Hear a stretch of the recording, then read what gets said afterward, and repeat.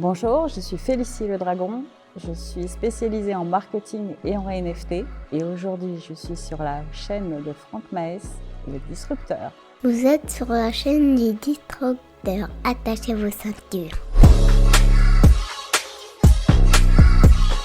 Bonjour à tous, bonjour Félicie, comment tu vas? Mais je vais très bien, et toi? Ça va impeccable.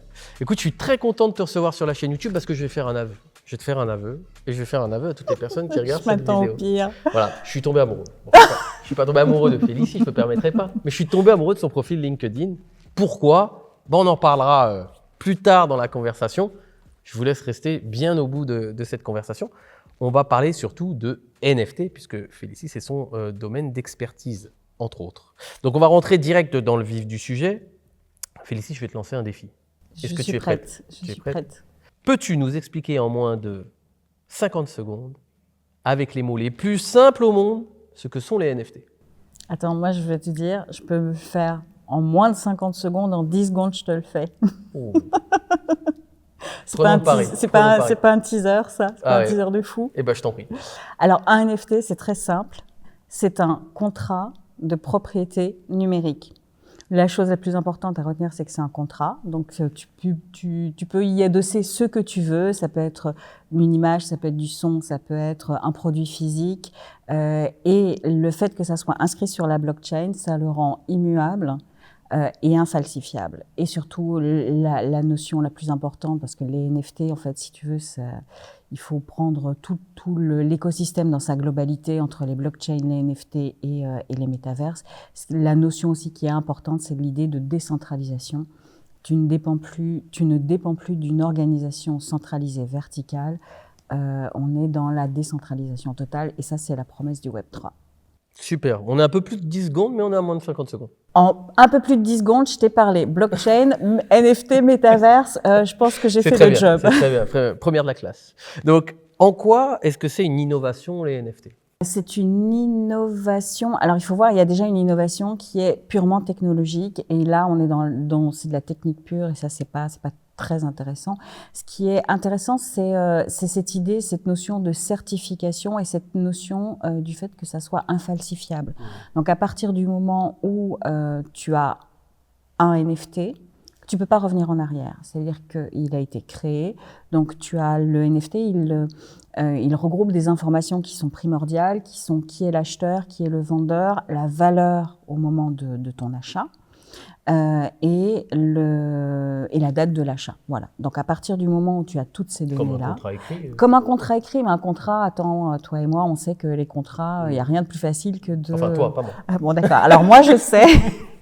Je sais qu'il n'y a rien de plus facile que de rompre un contrat, tandis que là, sur le NFT, à partir du moment où c'est inscrit de manière infalsifiable sur la blockchain, tu ne reviens pas en arrière. Donc le NFT, il a cette notion-là qui est intéressante. Et la révolution, elle est en fait dans tous les cas d'usage qui peuvent être créés sur les NFT. Ça veut dire quoi, NFT? Alors, ça veut dire non-fungible token. Donc, la notion qui est importante, c'est de garder cette idée littéralement, c'est un jeton non fongible. Non fongible, ça veut dire quoi? Ça veut dire qu'il est unique. Et qu'il ne peut pas être remplacé par quelque chose qui a une valeur équivalente. Par exemple, les euros sont fongibles. Si je te donne un billet de 20 et en échange tu me donnes 2 billets de 10, on a tous les deux gardé la même valeur. Les NFT, en fait, ce qui est intéressant, c'est qu'ils ont une valeur et qui amène une notion de spéculative qui est inhérente aux NFT. Mais ce qui est intéressant, c'est qu'en fait, ils sont uniques, vraiment uniques. Donc, on voit plein de projets NFT qui fleurissent un peu partout. Par exemple, si on prend l'exemple de Booba, il a sorti des NFT. Stanislas Wawrinka, le tennisman, il a sorti des NFT. Bodytime, les youtubeurs, ils ont sorti des NFT. Donc, toutes les personnalités, tous les secteurs. C'est pour ça que j'ai parlé de rappeurs, tennisman et youtubeurs pour vraiment montrer le spectre, comme quoi c'était large. Donc, beaucoup de personnalités dans beaucoup de secteurs s'y mettent. Alors, pourquoi il y a un tel engouement autour des NFT ? Alors, il faut déjà voir, il y a plusieurs catégories de NFT. Donc, les NFT, si on reste sur cette notion de contrat et d'outils, donc finalement, c'est quelque chose qui est très large. Tu vas avoir des NFT artistiques. purement artistiques qui vont certifier une œuvre numérique. Et c'est par là que le grand public a pris connaissance en fait des NFT. C'est là où il y a vraiment eu un engouement, où tous les regards se sont braqués sur les NFT. C'est sur cette partie-là, donc NFT artistiques, qui vont certifier une œuvre unique et généralement une œuvre numérique, alors qu'avant l'art numérique pouvait être dupliqué un nombre incalculable de fois. Donc là, les NFT ont résolu cette problématique-là. Les NFT dont tu Je peux parles. t'interrompre juste sur ce point-là, parce que moi j'ai quelque chose qui me paraît important de clarifier pour ceux qui suivent. Imaginons que je vends un JPEG, ça peut être un Ouais. NFT. Mais moi je fais une capture écran du JPEG et du NFT, enfin de la valeur. Quel est l'intérêt alors? Tu n'es pas propriétaire. Tu peux revendiquer la propriété. Et ce qui est intéressant, en fait, alors sans rentrer dans des considérations très techniques, mais derrière le NFT, il y a ce qu'on appelle un smart contract. Et ce smart contract, c'est un petit programme qui est en fait intégré au NFT et qui peut avoir différents usages tout au long de la vie du NFT. Donc, qui peuvent se déclencher à date fixe, qui peuvent se déclencher suivant certains événements. Donc, tu n'achètes pas juste une image. En fait, tu achètes, tu t'offres une promesse, c'est-à-dire ce que le NFT va te permettre de faire. Et ça rejoint en fait les exemples que tu donnais par rapport à Booba, Wawrinka, etc. Et enfin toutes les personnalités qui lancent des NFT. Ce qui est intéressant, c'est que le NFT, au-delà d'être une image, alors l'image, elle va personnaliser ou personnifier le NFT, ça c'est une chose, mais ça va te permettre d'engager ta communauté. Et c'est là où c'est très intéressant. Et c'est que ces NFT sont des clés d'entrée pour de la fidélisation, pour des services, pour des choses assez particulières, et donc pour récompenser ta communauté, lui permettre d'avoir des accès privilégiés à des services. Tu aurais un exemple, par exemple, de quelqu'un qui l'a fait ou d'une marque qui l'a fait? Alors, écoute, toutes les marques sont en train de chercher ça. Là, très spontanément, j'ai pas d'exemple très marquant qui me vient à l'esprit. Pour moi, le luxe est le secteur qui est le plus novateur dans le système des NFT. Et il y a plusieurs exemples qui sont très intéressants. Comme il y a le NFT est acheté en crypto, donc il y a une notion de spéculation derrière. Donc il y a des gens qui vont vraiment spéculer. Par exemple, sur Booba. Booba, c'est un exemple qui est très parlant. Parce que quand Booba a lancé ses NFT, donc il y avait 5 NFT avec 5000 exemplaires. Donc ça fait 25 000. Donc c'est comme si on avait une carte où il y a 5000 privilégié. exemplaires. Voilà, de cette exactement, carte-là. exactement. Donc c'est un privilège. Le privilège, c'était de pouvoir voir le clip en avant-première. Je me suis dit que Booba y aille, c'est génial parce qu'en fait le mec il est clairement hyper novateur, il est toujours en avance, il va toujours chercher je trouve qu'il est très moteur sur plein de sujets. Donc je me suis dit que Booba y aille, je dis c'est génial, ça donne un signal fort, à l'industrie du disque, qui est une application qui est hyper intéressante. Donc je me suis dit ça c'est génial. Et après je me suis dit mais est-ce que le public de Booba va réellement acheter des NFT? Est-ce que le public de Booba est Web3 compatible? Et là je me suis dit ouais ça me semble pas vraiment évident. Et ça a pris. Ça m'a donné tort et j'étais contente d'avoir tort parce que du coup c'était un succès, c'était un sold out pour lui. Donc c'était un message fort parce que ça voulait dire aussi que le grand public, c'est-à-dire que ceux qui ne sont pas techniquement déjà impliqués dans le Web3, il faut voir que Booba c'est un projet, c'était il y a 9 mois. Et sur l'évolution du Web3, 9 mois, mais c'est 10 ans sur une adoption d'une autre technologie. Donc le fait qu'il fasse sold out, qu'il vende tout et que ça cartonne, que ça marche, je me suis dit ça c'est un signal fort et c'est très bien. Ce qui est intéressant de voir, c'est ce que ça va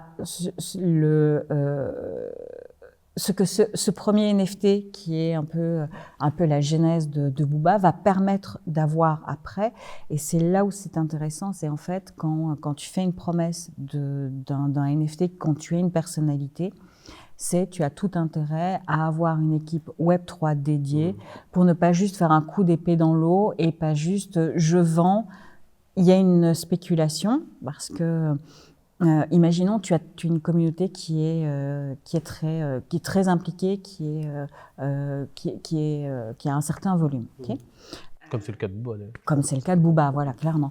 Si tu dis je vends 5000 NFT, forcément tu vas créer un engouement et ceux qui n'ont pas pu avoir accès à la première vente sur les 5000 vont avoir, il y a une mécanique de frustration qui est purement marketing. Donc, ce qui fait qu'une fois que cette première vente a eu lieu, les NFT qui sont remis en vente, en fait, font l'objet d'une spéculation parce que tu as des gens qui sont prêts à payer plus cher que ce qui était mis en vente au départ. Donc, tu as un effet amplificateur sur la valeur et sur la spéculation.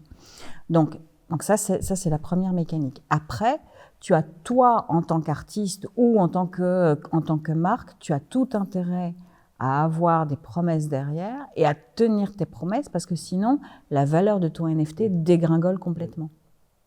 Donc tout ça, si tu veux, c'est une mécanique qui est très intéressante et c'est une promesse quelque part. C'est que tu te rapproches de tes fans, que tu sois une marque ou une personnalité, tu vas te rapprocher de tes fans et tu vas leur faire une promesse et tu vas les remercier en disant bon ben voilà, vous me suivez depuis longtemps, ben moi je vous emmène plus loin. Et en fait, c'est là où se crée réellement la valeur du NFT. En fait, on pourrait peut-être comparer ça, je sais pas, quand j'étais plus jeune, je sais pas si tu as connu ça, tu sais, on avait des albums Panini avec des images à coller, je sais pas si tu te souviens. Tu rigoles ou quoi? Mais bien sûr que j'ai. Non, mais bien sûr, j'ai. Bien sûr, moi, j'avais celui-là des Mystérieux Cités d'Or et de Cobra. Ah ouais, trop. Ah, ça, j'avoue, c'est stylé. Et donc, quand tu n'avais pas la carte, en fait, tu sais, il te manquait la carte, tu sais, un peu brillante, et donc tu recherchais la carte brillante parce que tu achetais des paquets. Donc, en fait, un NFT, c'est ça, en fait, c'est une carte, enfin, j'extrapole un peu, mais c'est une carte à collectionner où il n'y a qu'un certain nombre d'exemplaires de cette carte, sauf que c'est numérique, c'est ça? Exactement. Alors, tu te souviens, quand tu ouvrais ta petite pochette Panini, tu avais les images que tu avais déjà 10 fois, et puis dans le lot, tu en avais une qui était super rare. Et donc, en fait. Le principe des Pokémon. Oui, voilà, mais dans la cour de récré, après, tu avais des tractations, je t'échange, je t'en donne 2 comme ça, machin, etc. Donc, dans les NFT sont construits exactement sur la même mécanique, si ce n'est que derrière, grâce au smart contract, tu peux avoir des avantages, ça peut être des avantages en token, donc en numéraire, qui vont te permettre de pouvoir acheter tout le merchandising si tu es une personnalité, qui vont te permettre d'avoir accès à des services particuliers. Ça peut être un défilé de mode si t'es une marque. Voilà. Ouais, mais ça va un peu plus loin que là, un peu plus loin que ça. C'est intéressant parce que c'est un engagement. Tu vois, tu marques ton engagement vis-à-vis de la marque ou de la personnalité. Et en retour, ça permet à la star ou à qui que ce soit qui a lancé la collection de NFT de pouvoir te récompenser. Alors si on reprend l'exemple de Booba, bon, pas mal de Booba, parce que je pense que c'est aussi quand même un exemple représentatif. Moi, je suis aussi Snoop Dogg, et je sais qu'il l'avait fait lui avant, tu vois. Et est-ce que le marché américain n'a pas déjà adopté adopté peut-être pas à grande échelle, mais vraiment à plus grande échelle que la France, déjà, les NFT? Alors, les Américains, ils sont hyper moteurs sur le sujet. Il suffit de voir sur Clubhouse toutes les rooms. C'était assez amusant d'ailleurs, parce que j'en ai suivi pas mal, des rooms d'Américains qui lançaient leur série de NFT, et tu avais l'impression que tu étais au téléachat, parce qu'en fait, ils sont là et ils se vendent et ils vendent le truc, et t'as vraiment, enfin voilà, il y a une autre, je pense qu'il y a une autre approche, et une approche qui est très axée sur cette notion de spéculation, et cette idée de faire grossir sa communauté. qu'il y ait ou pas des projets derrière, parce que tu as quand même ce qu'on appelle les scams, tu as quand même pas mal d'arnaques, tu as des projets qui se montent. On va en parler juste après. Donc effectivement, donc ça c'est hyper intéressant et je crois qu'ils ont cette curiosité et cette emphase qui fait ils aiment tout très vite. Ils peuvent tout désaimer très vite aussi. Donc, cette idée d'adoption et cette idée de communauté marche très bien avec eux. Ouais. Sur cette chaîne YouTube, je décortique les personnes, les entreprises, les mouvements qui ont su créer une image de marque forte et identifiable au premier coup d'œil grâce à un marketing disruptif, innovant et créatif. Dans un monde marketing où la communication se clone à l'infini, il faut tirer son épingle du jeu pour attirer l'attention des clients. Plus les clones se copient, plus ils en perdent leur identité. On ne devient pas une référence sur son marché en copiant les autres acteurs. Aujourd'hui, dans un monde qui est hyper saturé par une omniprésence constante, comment tirer son épingle du jeu pour ne pas se battre pour avoir des clients? Avec les diverses analyses présentes sur cette chaîne, je fournis beaucoup d'informations pour vous aider à vous différencier. Pour ceux qui veulent aller plus loin avec un contenu plus poussé et plus technique, j'ai créé un cours en ligne spécifique qui détaille les points suivants. Comment devenir un leader innovant pour que vos produits et votre entreprise deviennent irrésistibles aux yeux de vos clients grâce à une image de marque forte et unique. Les 4 phases qui ont révolutionné la manière de faire du business, vous allez être des précurseurs sur la dernière. Comment éviter le brouillard de compréhension et être tout de suite identifié par vos clients en utilisant la stratégie des entonnoirs de vente. Pourquoi le système classique nous contraint à ne pas nous différencier et à penser comme les autres. Pour accéder tout de suite à l'intégralité de ce cours offert, cliquez sur le premier lien en description sous cette vidéo, entrez votre email puis répondez à un court sondage. Le lien est juste en dessous de cette vidéo. À vous de jouer pour devenir unique sur votre marché. Bon, je vais me faire l'avocat du diable. Je vais dire, je déteste les NFT, ça ne sert à rien. Pourquoi je devrais m'y intéresser? Parce que là, on a parlé de la partie visible de l'iceberg et qu'il y a la partie invisible de l'iceberg et qui sont tous les utilities tokens, donc les utilities NFT, donc tous ceux qui vont venir appuyer toutes les transactions et tout ce qui est contractuel, mais contractuel de valeur. Donc il faut qu'il y ait quand même une certaine valeur. Donc déjà par rapport à ça, la question n'est pas si demain tu vas utiliser des tokens, ou des NFT, c'est quand est-ce que tu vas les utiliser, parce que de toute façon, on parlait de la révolution qui est en marche au début, c'est une lame de fond. Et c'est pour ça que je parle de la partie immergée de l'iceberg. La partie émergée, c'est la partie un peu paillettes, c'est la partie les stars, c'est la partie les Bored Ape. Aujourd'hui, les Bored Ape. Qu'est-ce que c'est un Bored Ape? Un Bored Ape, c'est une collection de 10 000 NFT, c'est des singes, c'est de l'art. Ah oui, voilà, bon, tu vois. Tout le monde a ça. En fait. Alors tout le monde, pas tout le monde. C'est là où c'est super intéressant, parce que le ticket d'entrée quand même pour obtenir un Bored Ape, et alors en suivant la fluctuation de la crypto qui est donc l'Ether, on est quand même entre 200 et 250 000 $ pour pouvoir s'acheter un NFT de Bored Ape aujourd'hui. Attends. 250 000 $ oui. Pour acheter la photo d'un singe? Ouais. Mais pourquoi? Parce que il y a deux choses. Il y a une reconnaissance. 250 ouais. 0 0 0. Oui, je te confirme. Le prix d'un petit 2 pièces à Paris. Oui. Voilà. Et le prix d'un studio à Paris. Oui. Ça dépend quel quartier. Là. Ça dépend dans le bon quartier. Ça dépend quel quartier. Donc, en fait, si tu veux, ce qui est intéressant, c'est que là, tu as un marqueur social. En achetant ce NFT, tu dis au monde, j'en ai un et j'ai la capacité de mettre 250 000 $ sur la table pour l'avoir. C'est du luxe. Et alors derrière, ils ont très bien construit. En fait, c'est une série, c'est une collection qui est très bien construite, parce que petit à petit, en fait, ils ont su faire des promesses. Donc aujourd'hui, ils ont créé un métaverse, ils vendent des parcelles dans ce métaverse. Donc en fait, il y a une projection qui est possible à moyen et long terme.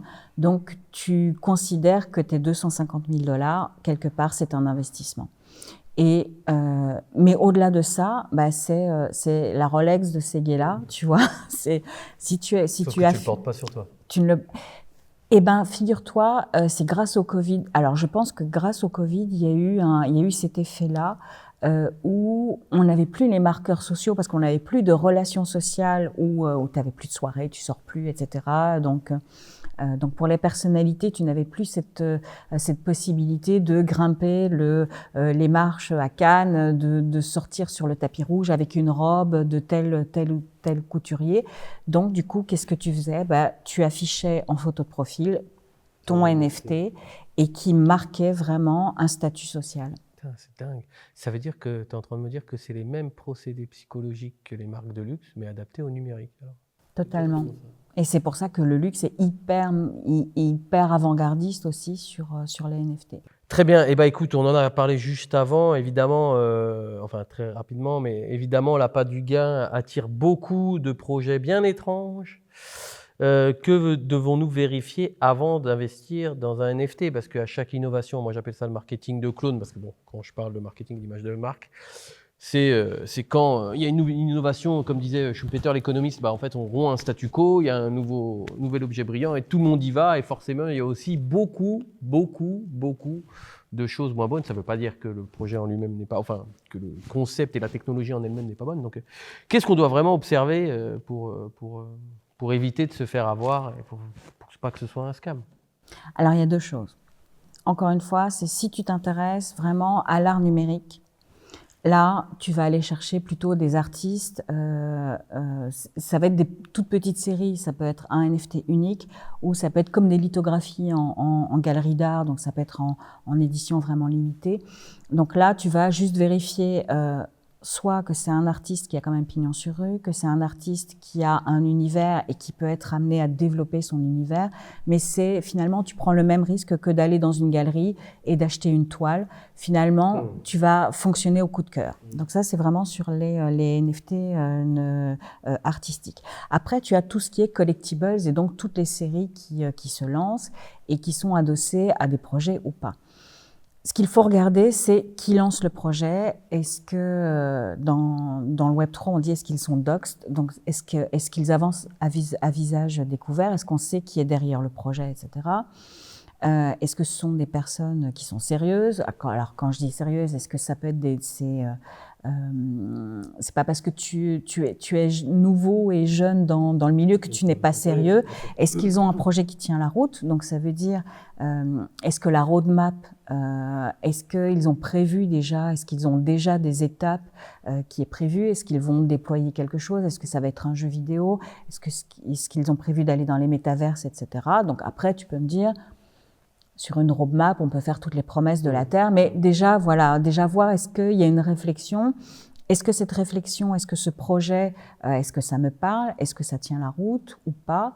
Donc il faut regarder un petit peu tout ça, il faut voir, il y a deux choses qui ne mentent presque pas.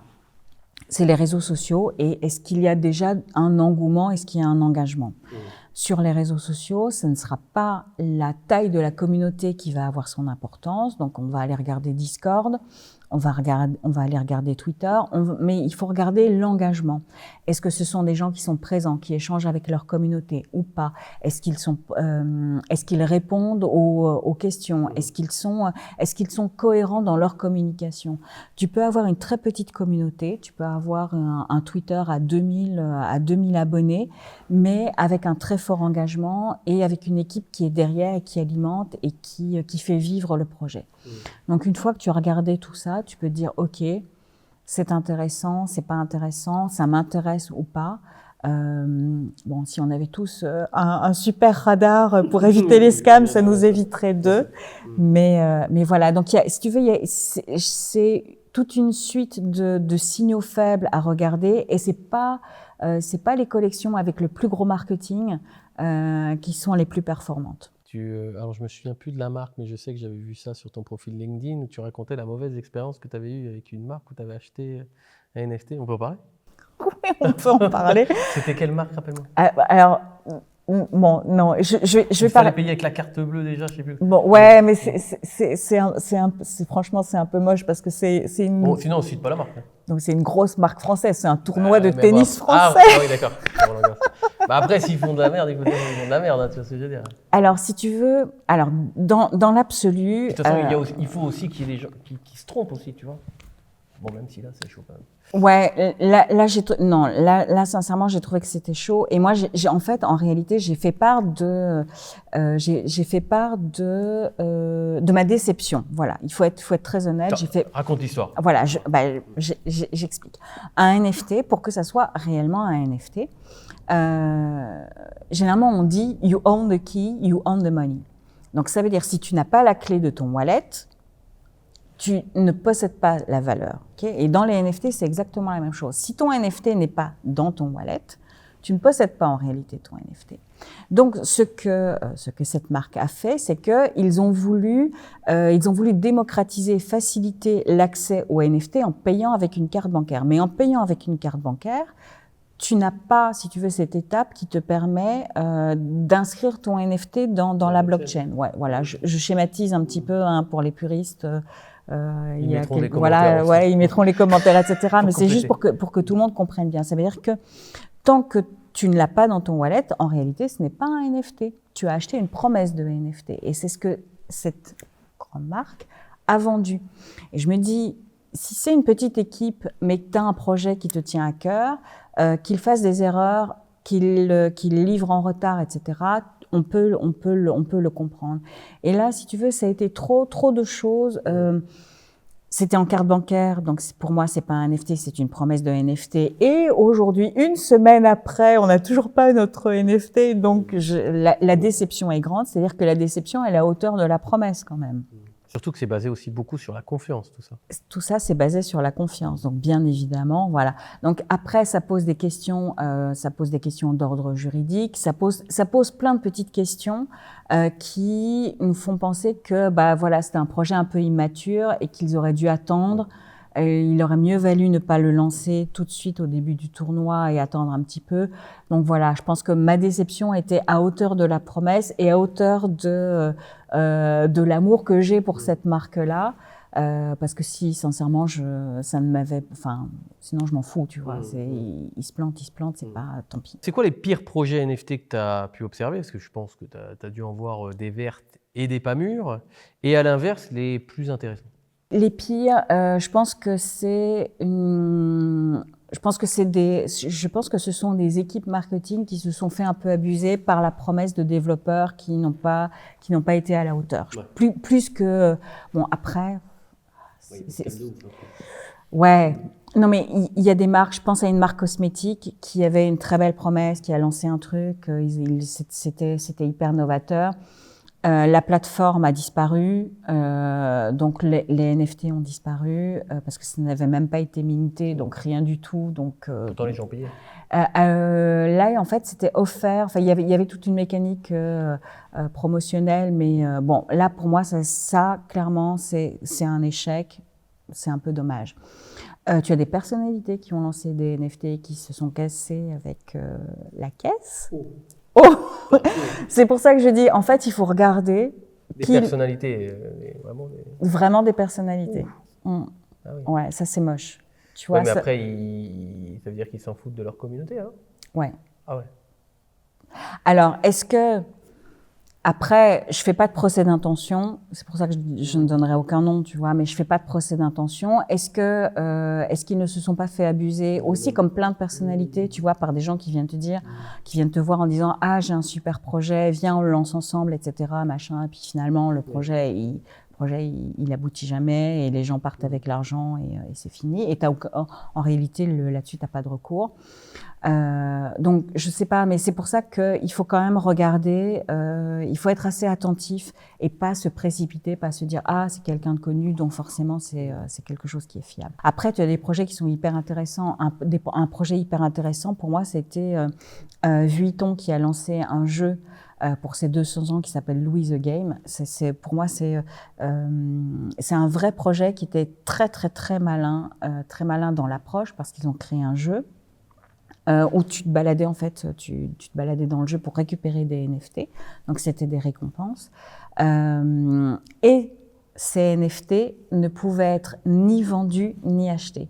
Donc en fait, ils ont coupé court à toute spéculation. Et ça, j'ai trouvé ça très malin parce que finalement, c'était vraiment et purement récompenser les personnes qui avaient joué, qui s'étaient impliquées dans l'univers de la marque. Voilà, c'était juste une récompense. Et donc ça, j'ai trouvé que c'était malin parce que ça coupait le pied à la spéculation. Tu peux te dire, ah, c'est Vuitton, c'est leur premier NFT, donc je pense que logiquement, tu pouvais avoir une vraie amplitude de spéculation sur ce type de NFT. Et en fait, j'ai trouvé ça vraiment très, très intelligent et très, très malin. C'est de la gamification un peu. Totalement, totalement. C'est quoi le futur pour les NFT? Alors imaginez, on se projette dans, allez, on aura 35 ans tous les deux, dans 15 ans? À peu près. Alors, je te remercie, tu me rajeunis parce que moi, comme j'ai 29 ans et demi pour toute la vie, voilà. Okay. Donc, c'est bon ça. donc ouais, on se projette, allez, dans 10 ans. On se projette dans 10 ans. C'est comment les NFT? Dans 10 ans, il y aura toute la partie qui sera invisible, et c'est ce que je parlais, des utilities, et qui vont vraiment prendre de l'ampleur et qui permettront en fait une traçabilité et une certification dans des tas de domaines différents. Après, si on est vraiment sur le côté un petit peu paillette, je pense que ça va être décuplé et que on aura tous des NFT de nos marques préférées, de nos stars préférées, et que ça nous donnera à des degrés différents des tas d'avantages principalement dans les métaverses, parce qu'encore une fois, le NFT c'est un outil. Donc en réalité, tu en fais ce que tu veux, et la vraie valeur du NFT, c'est le smart contract qui est derrière. Donc je pense que de toute façon, on aura tous des NFT.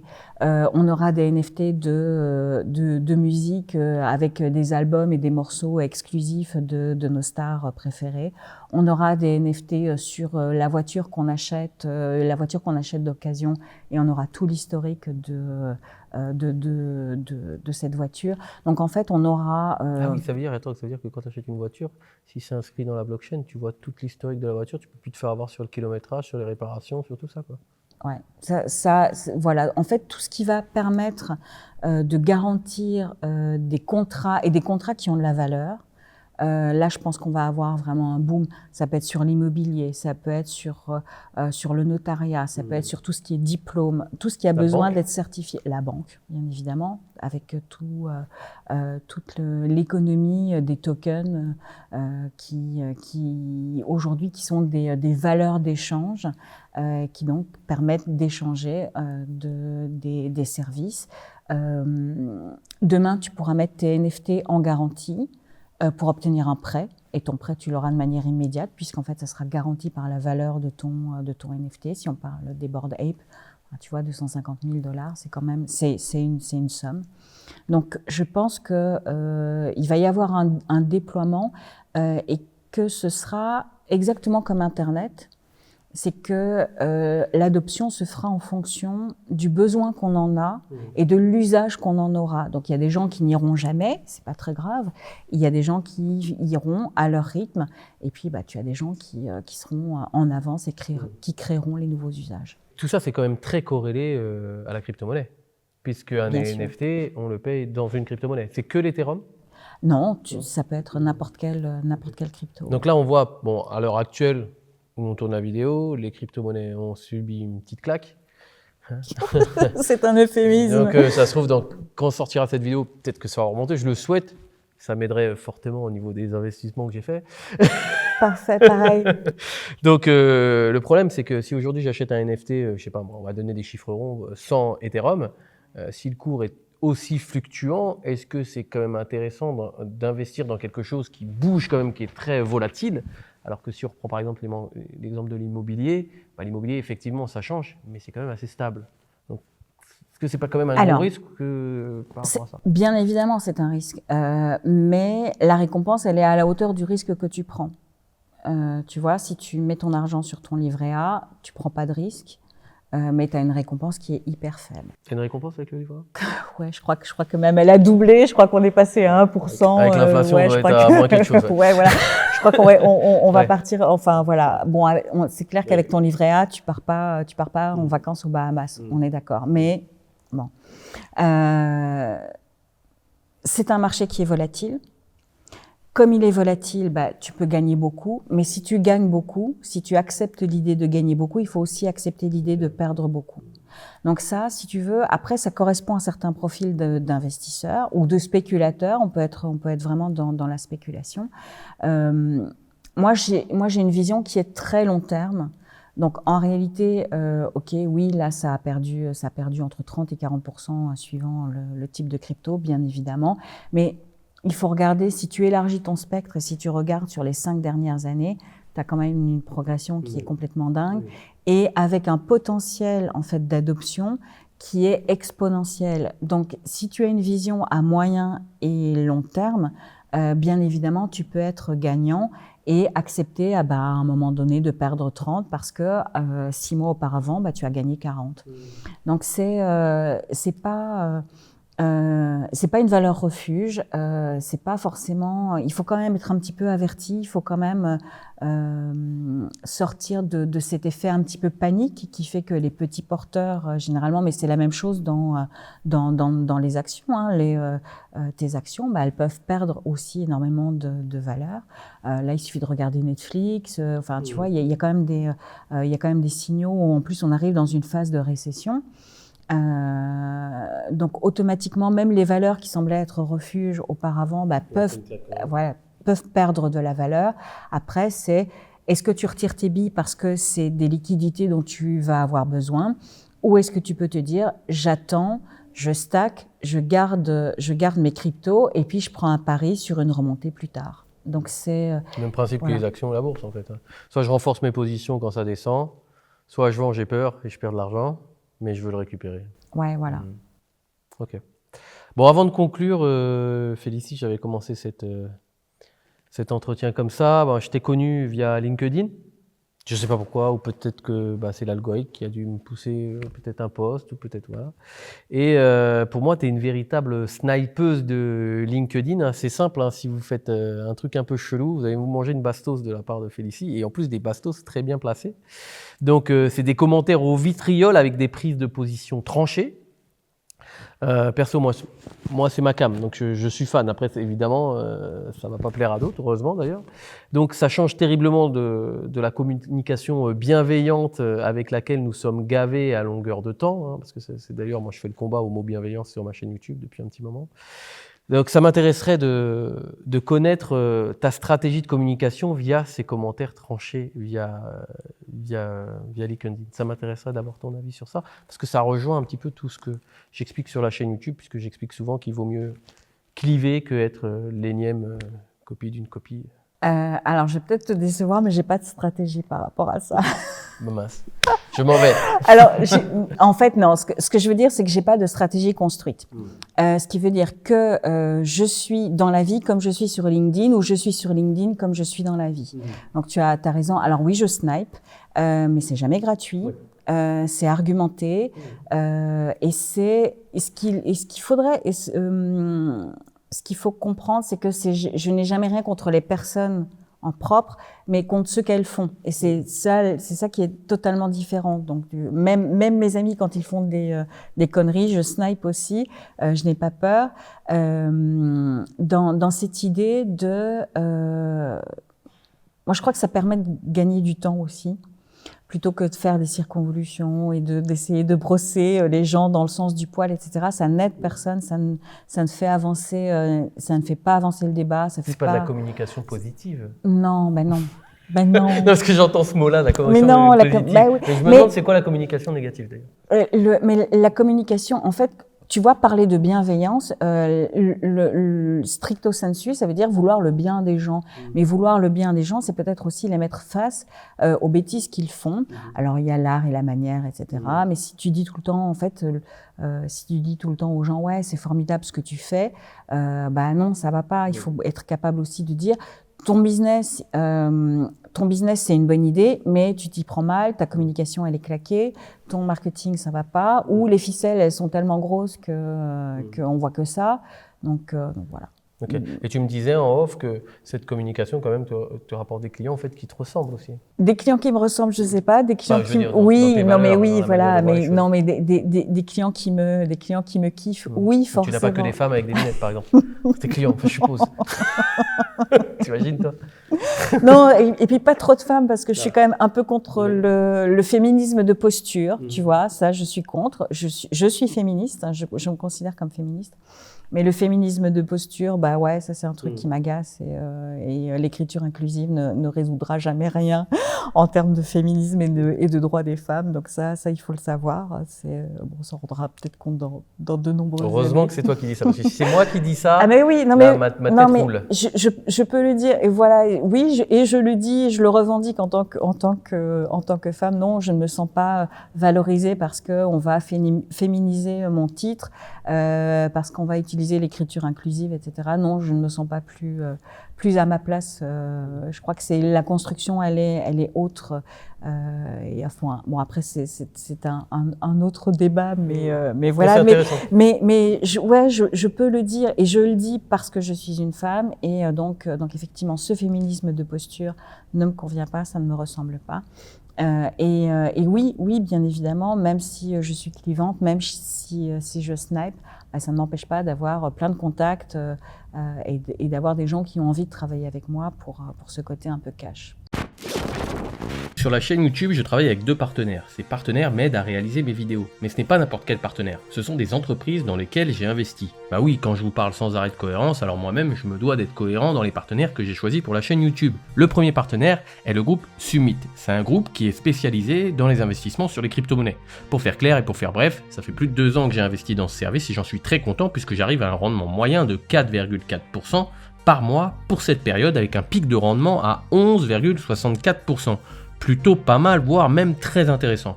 Pour en savoir plus sur le groupe Summit, vous avez un lien dans la description de cette vidéo pour aller sur le site, ainsi qu'une interview sur la chaîne qui parle en détail de cet investissement et des crypto-monnaies en général. Mon second partenaire, c'est la société américaine Inspire by USA. Cette société est américaine, mais ses fondateurs sont français et elle travaille quasiment qu'avec des Français. Inspire by USA propose une solution innovante, 100% e-commerce, automatisée avec des stores Amazon.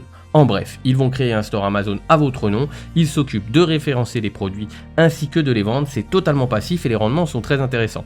De 5 à 15% les 3 premiers mois, puis entre 15 et 20% par mois, je précise. Pour en savoir plus, vous avez un lien en description pour prendre rendez-vous avec un conseiller de Inspire by USA et également un lien vers une interview où nous entrons en détail de leur service.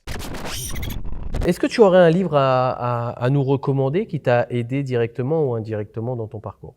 Donc que ce soit un livre d'ailleurs sur crypto-monnaie, métaverse, NFT ou un autre type de livre, vraiment un livre qui t'a marqué. Au moment où on a préparé cette émission et cette question-là, je me suis vraiment posé la question. Je me suis dit, mais finalement, quels sont les livres aujourd'hui que je garde ? Parce que alors des livres sur le marketing, j'en ai lu plein, des livres de développement personnel, j'en ai eu plein. Et je me suis dit que finalement,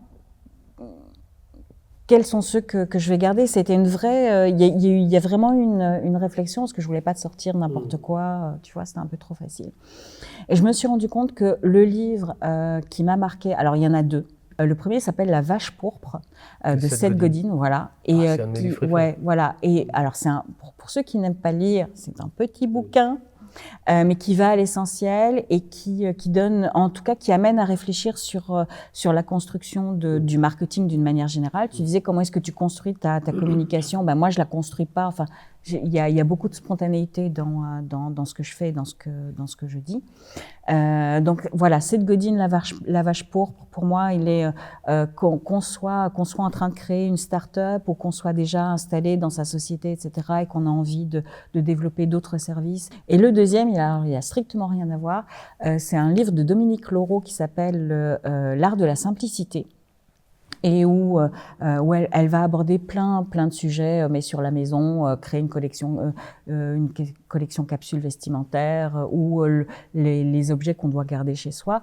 Et le message principal à retenir, c'est moins mais mieux. Et ce moins mais mieux, on peut l'appliquer à tout. On peut l'appliquer aux relations, on peut l'appliquer dans le boulot, on peut l'appliquer dans tous les aspects de sa vie. Peut-être avoir moins de personnes dans son réseau, mais un réseau plus qualifié. Peut-être travailler moins d'heures, mais mieux travailler, etc. Le moins, mais mieux. Je trouve que c'est hyper important. Et ces 2 bouquins-là ont plus de 20 ans. Et c'est vraiment les 2 qui m'ont suivi. Tu les as lus à 9 ans, alors. La blague récurrente, le À running 9 gag. ans et demi. À 9 ans et demi, À pardon. 9 ans et demi, excuse-moi. Ouais. je te confirme donc que je les ai lus à 9 ans et demi. Excellent. Voilà. Au haut niveau, quoi. à 9 ans Au et niveau, demi, ouais, hein. high level. Ok, bon, on mettra les deux liens des Mm. deux livres en description dans la partie ressources sous cette vidéo. Félicie, est-ce que je peux te demander quelque chose? Je t'écoute. Est-ce que tu peux me faire confiance quelques secondes? Moi, je suis très... ouais, totalement. Ok. Alors, est-ce que tu peux me donner ta main gauche? Comme ça. Et fermer les yeux. Ramenez-moi l'amicale. Est-ce que tu peux fermer les yeux? Tu peux rouvrir les yeux. Regarde ce qu'il y a dans ta main. C'est la pierre du temps de Doctor Strange. Elle te permet de retourner dans le passé. Qu'est-ce que tu dirais à la Félicie enfant? Waouh. Ce que je dirais à la Félicie enfant, garde tes rêves. Il y en a aucun rêve n'est trop grand. Et je lui dirais, continue tes études et fais des maths. Parce que si j'avais 25 ans et demi aujourd'hui et pas 29 ans et demi, aujourd'hui, je serais à fond dans le code. C'est un petit peu trop tard pour moi, mais je serais en train d'apprendre à coder parce que je pense que c'est vraiment l'univers c'est ce qui changera tout demain. Donc voilà, donc je dirais à la petite Félicie, continue à rêver et continue à faire des maths. Ça sert toujours les maths. Eh bien, merci beaucoup, Félicie, pour la... Mais quoi, Franck? Ah, bah oui. Mais tu es redevenu normal? C'est la magie du cinéma. Bah, je te remercie beaucoup pour la qualité de tes réponses. Merci d'avoir pris le temps aussi de venir discuter avec moi. Merci à toi, Pour, c'était un vrai plaisir. Merci pour l'interview du disrupteur. Et puis, je vais te laisser la dernière question qui va être certainement la plus dure. J'ai pu le voir aujourd'hui avec les différentes interviews qu'on a pu faire. Je te laisse le mot de la fin. Tu es libre de dire ce que tu souhaites. Le mot de la fin, soyez curieux, soyez amoureux, soyez heureux. Bon, merci beaucoup, Félicie. Et Merci puis, à toi. je t'en prie. Et on va finir avec cette punchline. Félicie vient de m'inspirer de par ses propos. Les NFT, c'est pas ce que vous croyez. Ah mais attends, Franck, là, elle est toute claquée ta punchline. Ah bon? Non, moi j'en ai une bien meilleure. La vraie punchline, c'est ne soyez pas la énième copie d'une copie, sinon vous transformerez en photocopieur.